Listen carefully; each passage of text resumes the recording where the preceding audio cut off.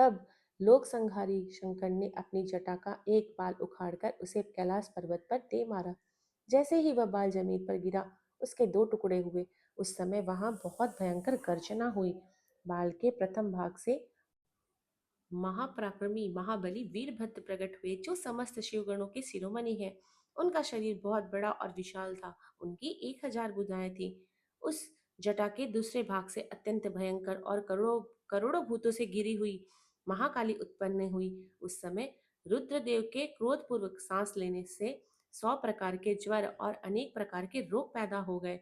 वे सभी शरीरधारी क्रूर और भयंकर थे। वे अग्नि के समान तेज से प्रज्वलित थे। तब वीरभद्र और महाकाली ने दोनों हाथ जोड़कर भगवान शिव को प्रणाम किया।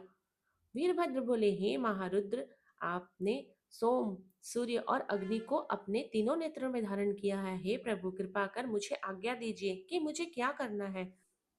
क्या मुझे पृथ्वी के सभी समुद्रों को एक क्षण में सुखाना है, या संपूर्ण पर्वतों को पीसकर परभल में ही मसलकर चूर्ण बनाना है।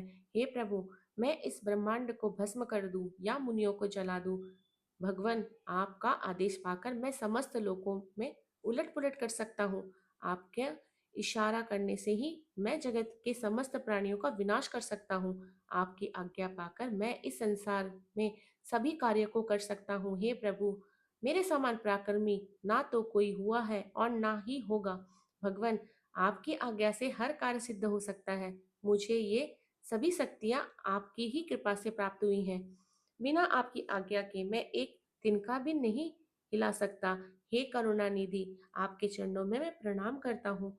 आप अपने कार्य की सिद्धि की जिम्मेदारी मुझे सौंपिए।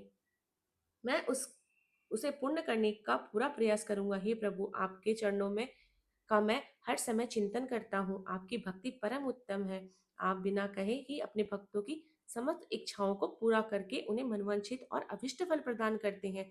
आप भक्त वत्सल हैं।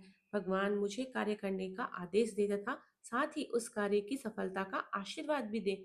ब्रह्मा जी बोले, हे मुनि श्रेष्ठ, वीरभद्र के ये वचन सुनकर शिव जी को बहुत संतोष हुआ तथा उन्होंने वीरभद्र को अपना आशीर्वाद प्रदान किया। भगवान शिव बोले, पार्षदों में श्रेष्ठ वीरभद्र, तुम्हारी जय हो।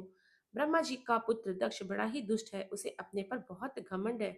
इस समय वह एक बहुत बड़ा यज्ञ कर रहा है। उस यज्ञ में मेरा बहुत अपमान किया गया है।